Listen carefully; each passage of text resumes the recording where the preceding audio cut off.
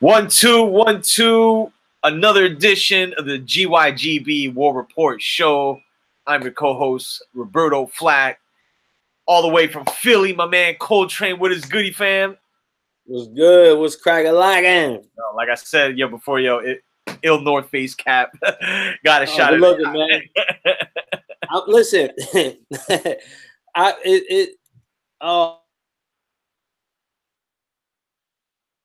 we lost train real quick. Hold on, he's gonna hop back on, but yeah, man, so we're back, man. We got a lot to discuss tonight because we obviously have a pay-per-view at the end, coming up in a couple of weeks with Canelo Triple G, but we have another pay-per-view coming later this year, likely December, that via Showtime, as what we all kind of thought, man. And I'll get, when Train gets on, I'll get his 2 cents on it, because we're going to discuss that in some and one other topic. But Deontay Wilder, Tyson Fury will be happening. It was pretty much made official over the weekend. Over in Belfast, they had the doubleheader with Carl Frampton and Luke Jackson as the headliner. But the fight we were looking obviously more into was Tyson Fury's fight with Banieta. And we knew that Wilder was going to Belfast, and then they had we saw days prior the whole the chicken situation with this cat Billy Joe Saunders and that whole melee, the press conference or the weigh-ins, and we knew this was all premeditated. It was leading up to what finally happened was Deontay Wilder getting in the ring. Them essentially making it official. We got Train back on the line. So yeah, I'm back, my dude. I don't know what happened. No, all good. So I introed in the show. We have a pay-per-view coming in the next couple of weeks, that via Canelo Triple G 2. We're gonna be talking about that, maybe briefly, but before the show ends. But we found out over the weekend we have a pay-per-view coming up that via Showtime in the heavyweight division, and we got to, it's the hot topic right now in boxing. Deontay Wilder, Tyson Fury. We knew this was going to happen. Everybody was, kind of in tune with, the fact that this was going down. And when Deontay Wilder showed up, got in the ring, and the whole nine, it was like WWE all over again. But we're going to have a WBC / Lineal Heavyweight Championship sometime in December. No date technically has been put through or stamped, and everything we're hearing is Las Vegas, but we'll see. So let me just get your 2 cents on it, man. I mean, we talked about it, but now, it's pretty much official. Yeah, it's like, I guess so. Like, we were offline, we were talking, Roberto Radada and I, and it's just like, just being honest about the whole thing. The heavyweight division is just like, meh. It's the talent disparity. It's just a lack of talent. There's a lot of the names, a lot of people don't. It's crazy. One time, heavyweight was the most prestigious title in all of professional sports. Ain't that crazy when you think about it? Yeah, we lived in some of that. We lived it, even like up until the 90s, with the Holyfield, Lewis, Riddick Bowe, Tyson, somewhat. Larry Holmes had his stint in the 80s kind of by himself. But it was so many other guys in between that came along in this division. And now it's almost like a circus, And listen, no disrespect to the guys up there.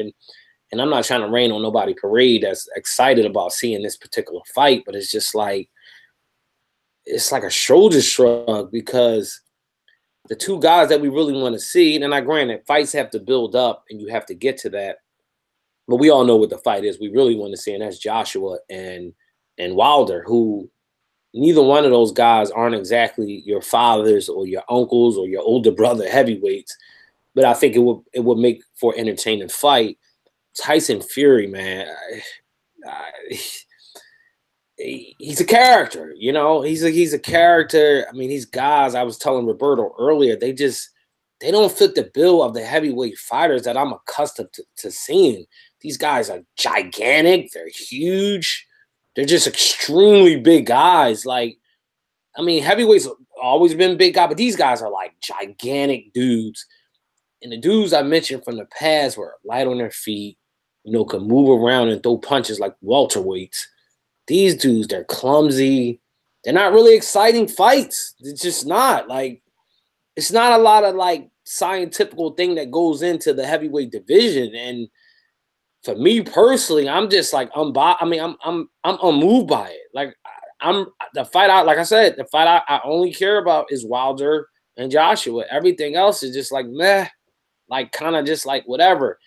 And like Tyson Fury, like, he's not a bad fighter, but he's not exactly a guy that, I don't know, man. It's hard. You get what I'm saying, man. It's just yeah, absolutely. I mean, my opinion of it really comes down to I've been really consistent with saying that the lead up to this fight I think is going to be more exciting than what I think is going to happen in the ring, because exactly. It's kind of like a two-way street for me with this fight. Like, I think Fury can make it very difficult for Wilder, where he can kind of smother him, but it's just I kind of question what kind of Tyson Fury we get, you know, and he's kind of a ticking time bomb. And I just think stylistically, man, I don't think this is going to be like this type of fight where we're going to be talking about it like for years to come. But the other side of it is, you know, Fury can get knocked out really quick. That's what I was going to say. I mean, this could be a 3-round fight. Yeah. I would say for Wilder, I mean, like, the only thing for Deontay Wilder, I think this is the fight to take outside of, you know, beyond like a dominant Brazil or somebody of that nature. No. But totally. I just think, you know, like we've always kind of seen with these fights where they get really hyped up, and when it comes down to, you know, the meat and potatoes of it all, when we see the fight play out, and then, you know, by the 12th round, and I told people, I go, yo, man, if this fight is not like a quick knockout, it could be a 12-round snooze fest, man, where people are like booing in the you know, at the 12th round, like, yo, like, this is what you know, to your point, this is what you have to offer for heavyweight boxing. Well, and no, go ahead. No, I was just gonna say I think the pressure is on Wilder. There's no pressure on Tyson Fury. I think that that's a good point. Yeah.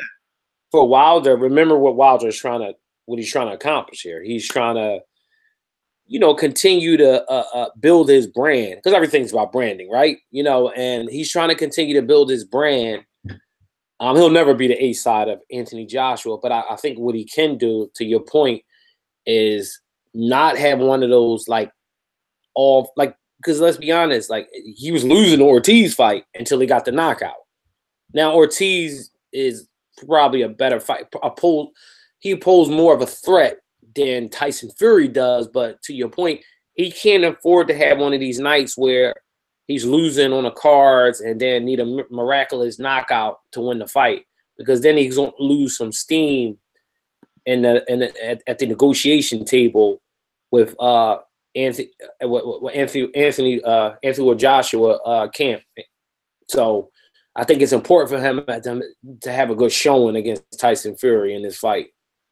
Yeah, I agree, and that's a good point too, because if he doesn't go in and knock Fury out quick, man. I mean, I would say, let's just say 6 rounds. You know, like they you know, kind of like feel each other out, and then they finally you know, he lands something solid. Because look, man, I just think it really could also come down to a deal where the fight's really not progressing anywhere, and then Wilder just lands something, you know, boom, you know.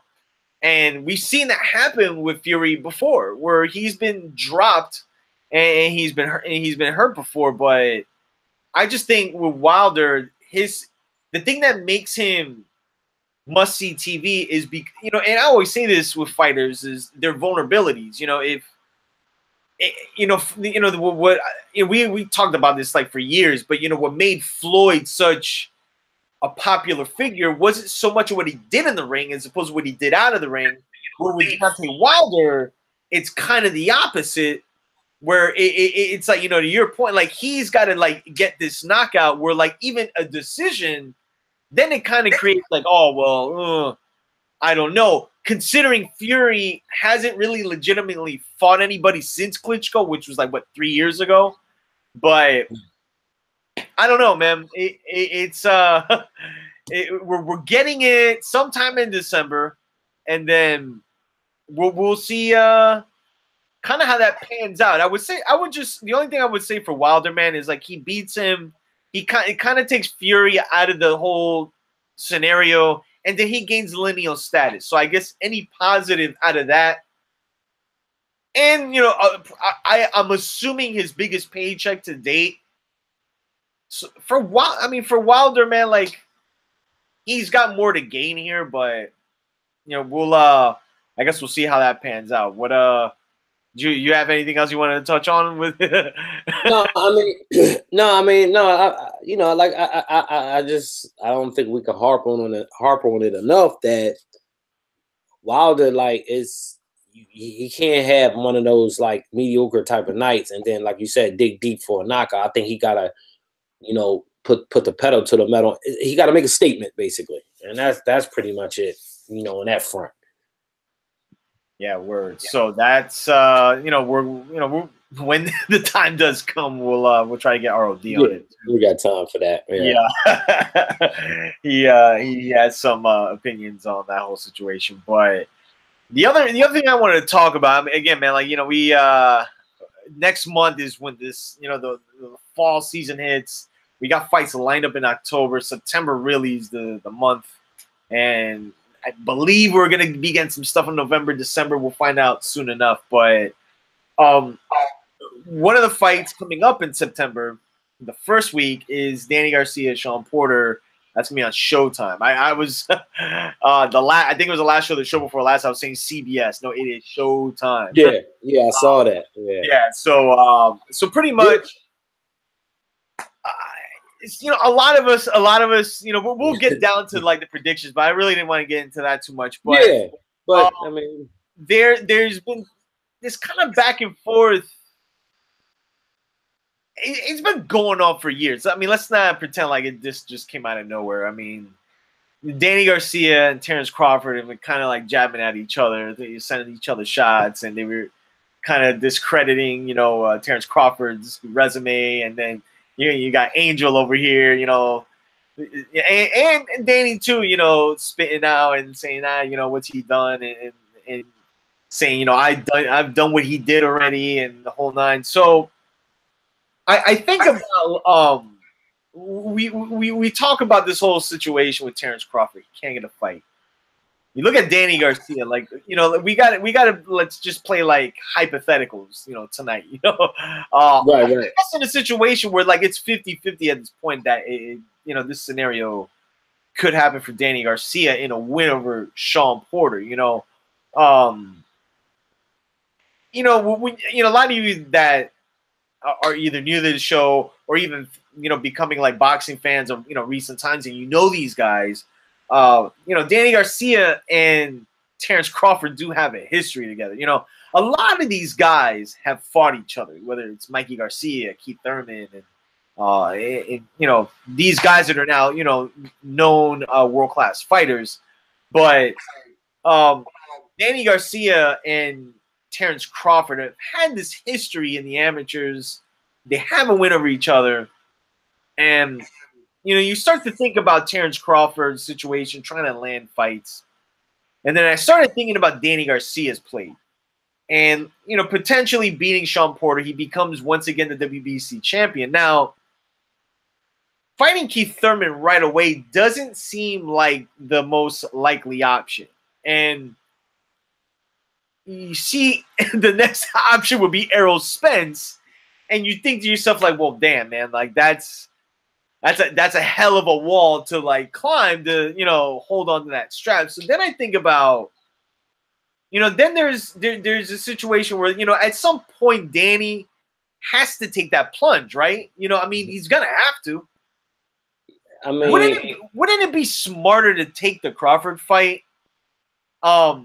In the sense that if you're gonna take a risk, I mean, look, Crawford is ranked what, like pound for pound #1. I mean, we have him, but like, you know, you could argue 1 through 3. I have him #1, but you have their storyline, and then you have the fact they're both former Unified 140 champs, and it would be a unification fight. Like, because again, like at some point, man, Danny's gonna have to fight one of these guys, and to kind of mend that bridge, like that could be a fight, man. Like even on a financial tip, like that would be a. All right, let me ask you this: like if they were to do it next, like let's say in the spring, if Danny had to fight Spence or Danny had to fight Crawford, like which one of those fights you think is like the more successful fight? Probably Danny versus. I wouldn't say Spence, only because it's an in-house fight. Oh yeah, you know what I mean. It's an in-house fight, and maybe they're able to split the purse up a lot better than versus doing a cross promotion with Crawford. But at the same time, I mean, I guess it would all depends on, you know, where's the fight taking place, when is it taking place. So you're saying if this was hypothetically taking place next, like in the spring, like if this was taking place in the spring, that's a great question. I mean, it should be. I mean, either guy. I mean, listen, him and Crawford. The storyline is a better. You know, the storyline leads back to they have roots together. Right. Crawford and Danny. You know, they got roots. The storyline will lead back. It will be a better storyline to be sold with those two dudes, and not to mention, you know, Angel and Crawford going at it. You know, jabbing. You know, going at each other. So I think from a glamorous perspective, like, you know, glamorizing the fight, hyping it, it would definitely be him and Crawford and Garcia. You know, and we just speaking hypothetically. I think that was, of course, because like, I was going with more of a logistical. But I forgot you said. Well, we're kind of like used to at this point, yeah. You know, because I mean, it is in-house city at this point. Yeah, but here's the crazy part, though. That fight has never happened either, though. Spence and Danny. But see, that's the thing. See, like that's what I'm saying. Like, because I look at Spence and then I look at Crawford. I mean, and even when you look at size-wise, like he's closer to Danny's size than Spence's. You know, as far as like, you know, because Spence is bigger than Danny. But no doubt about it. No doubt. Yeah. Like I'm thinking, like in Danny's sense, it's like you've seen Crawford before twice, maybe more than we know. And I mean, granted, like I mean, we all kind of, you know, we have a feeling who will win that fight, but I just have a feeling on a commercial tip. I mean, like I understand your point as far as being the in-house situation, but next year, I think at some point, man, like the bridge is gonna have to be mended in some type of way, man, because the well's running dry, and these guys, it's like they're gonna be given options to fight this person or that person, and I don't know, like if you're not gonna fight Spence, like Danny Berto, we don't need to see that. Danny, you know, Danny Thurman, like that's not happening right away, but. I don't know, man. I mean, that's the thing. I mean, I just don't know how long Danny, let's just say hypothetically, he wins. He beats Porter. If he's gonna go on this streak again of like fighting, you know, the Sammy Vargases of the world, and until he, you know, waits to fight a Thurman or what have you. But I don't know, man. Like I just think like that would be a successful fight, man. Like they really could hype that up. I mean, they would have to, you know, it's just the whole ESPN Showtime situation, man. But it's funny. But he put an article out, Bud, saying like, there's no obstacles, but we're all sitting back like, well, well, yeah. I mean, he's saying there's one little elephant in the room. There's a herd of elephants, I like to say in the room. No, but what I was going to say is there's an interesting dynamic to your point that you just made because this hypothetical, because when me, you, and Radada was talking, and we were talking about the fight, and Radada obviously is very adamant that Sean Porter is going to beat Danny. I'm not there yet. I don't know where you're at with the fight. I go back and forth on how this thing going to play out. It's just, I don't know. But all that being said, I think you and I do agree that no matter what happens in this fight, if it goes through the scorecards based on everything you just said, you notice your hypothetical didn't involve Sean Porter at all.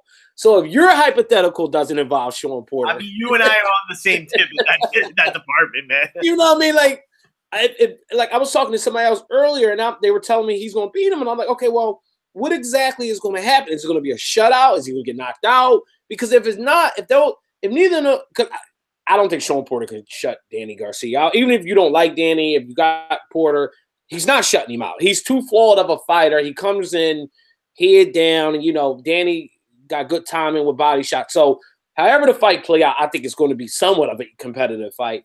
So if it's somewhat competitive, if it's anywhere near competitive, we always like to say we follow the bag.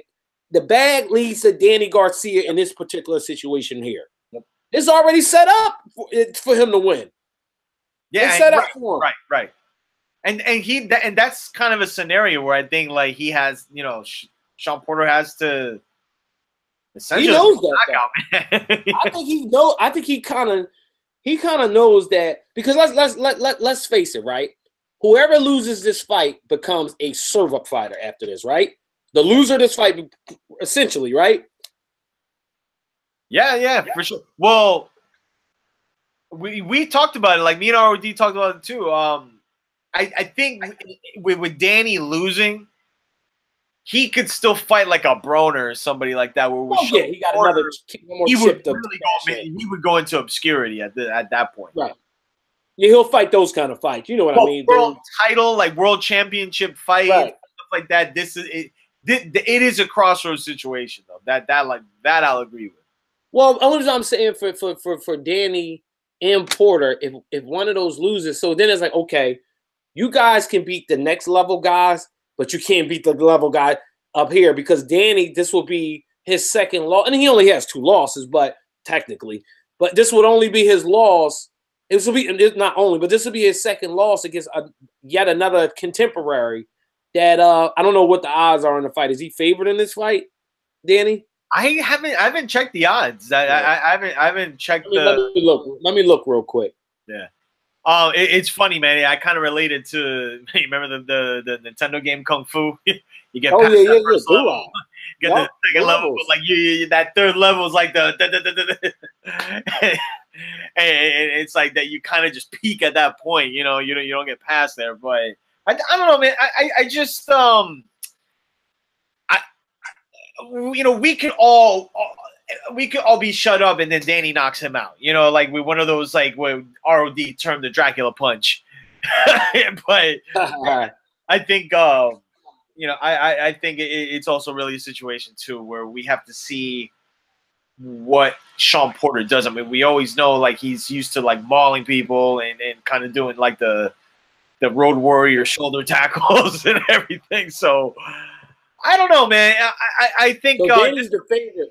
He's the favorite in the fight. Okay, not surprised. Not a huge favorite. Like probably like a 2-1 or barely. Yeah, it's like 1.5 to 1 or something. Whatever. Yeah. So I don't know, man. I think Danny and Sean Porter. Look, that could be another fight too that looks kind of sloppy and ugly, man. Because Sean Porter, he tends to be kind of sloppy himself. And when you see even like the Thurman fight, that got kind of. We were talking about it during the fight. We were like, man, this is like these dudes are like all over the place. You know what I'm saying? So right.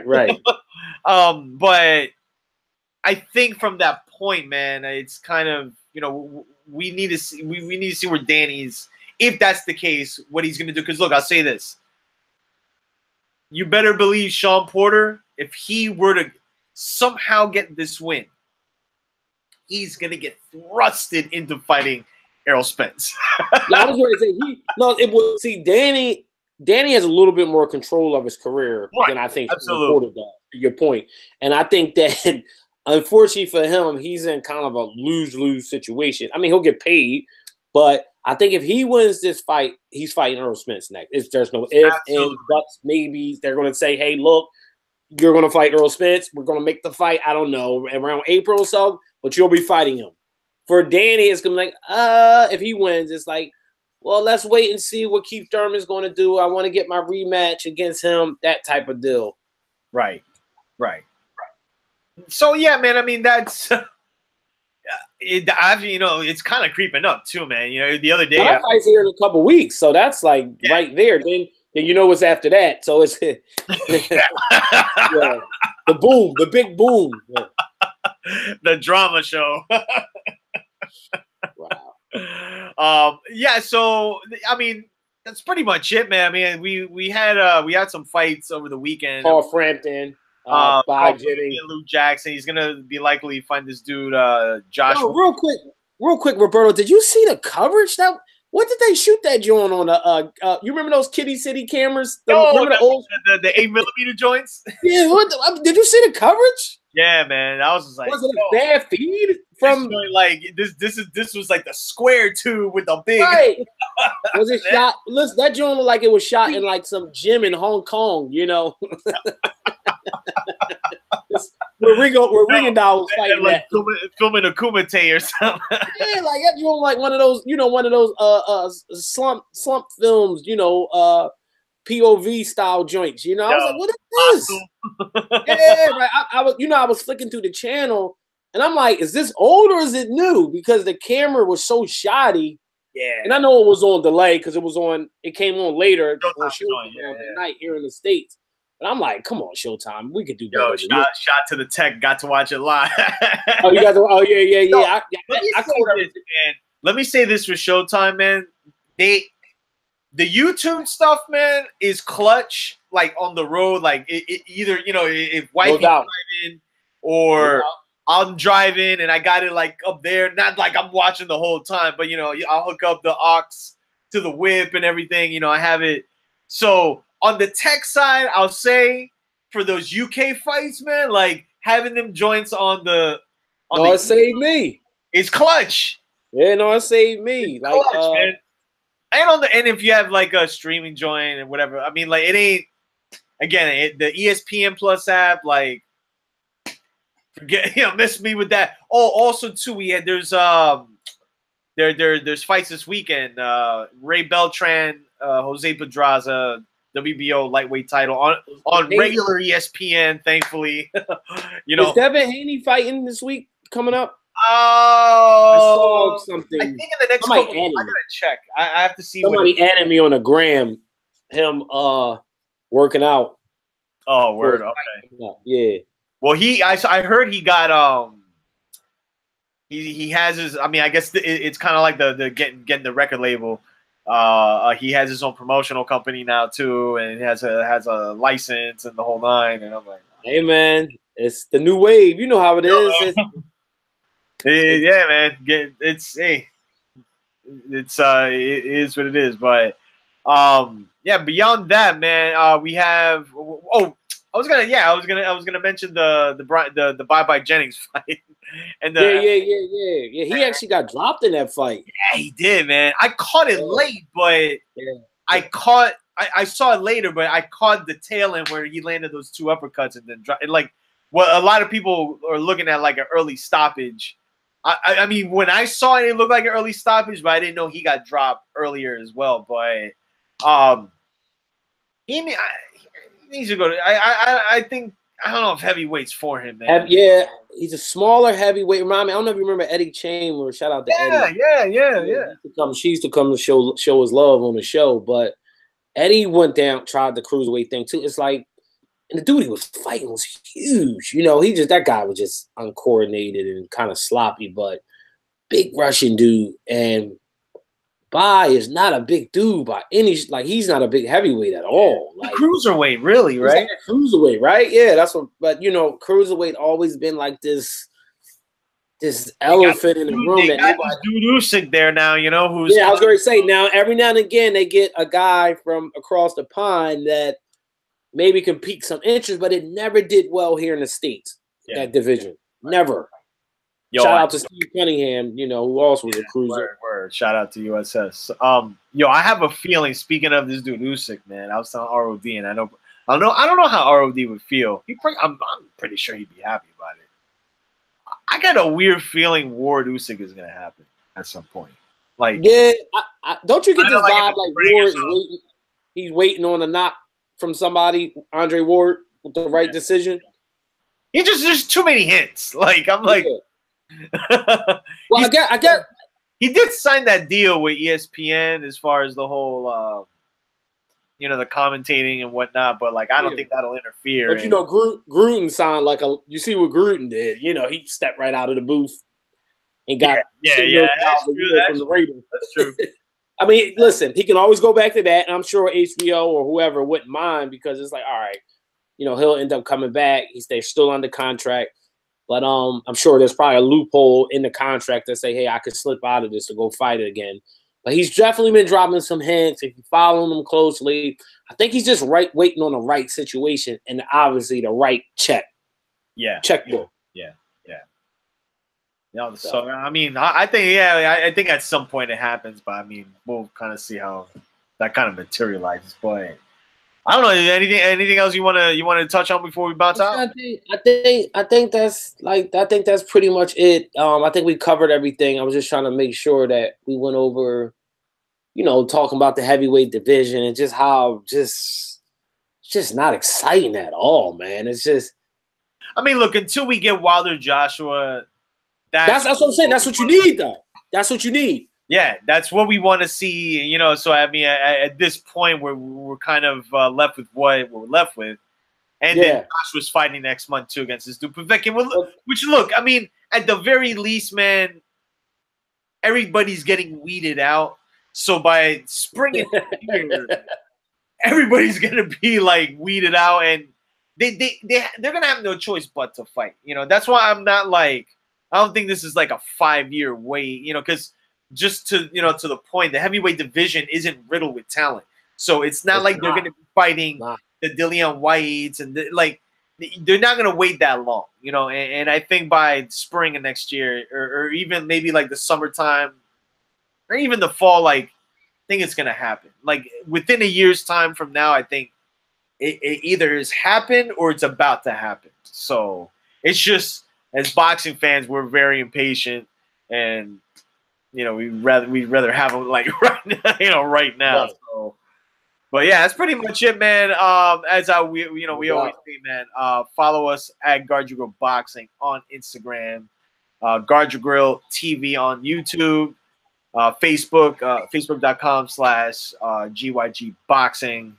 What else am I missing? We're gonna try to go live too for the Canelo and Triple G fight. You know, try something different. Yeah, we're gonna have a gathering, man. You know what? I might actually set up the joint and just maybe. Yeah, that'll be sick because it'll catch us in our element. You know, you're there, we're here, 2 different fight parties. Yeah, I just can't have for technical copyrights. Just gonna have to see like the reaction video in case some major effery happens or some. Oh yeah, no doubt. Catastrophes occur. Remember in the old days? Remember in the old YouTube days, you could have a fight playing in the background while you upload a video and nobody cared. Like, yeah. Yo, we need to start doing that for live fights. Yeah, man. Let's. I think that are like the bigger ones. Yeah. Even we could pilot it with Danny and. Oh yeah. I'm gonna be at a 50th birthday party, and it's funny because it's my uncle. My uncle's turning 50, right? Oh, my other uncle is hosting it, and this is like one of them cribs that Rada always despises. Where Rada despises the casual fight party. So I'm it's gonna be like I'm gonna be undercover, like shooting these guys while the fight's on, and just watch how preoccupied they are, how nobody's really paying attention to the fight type of party. I should take ROD with me, act like we're going to the fight party, not tell them what it is. Yo, you be bugging out, man.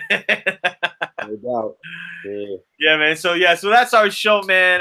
We're on iTunes. Just search for us at GYGB podcast, as well as Anchor.fm. Man, we appreciate all the follows on Facebook, Instagram. Appreciate it. Got more in store, so stay tuned. I am Roberto Flag. My man Coltrane is out, and we'll be back next week. Peace.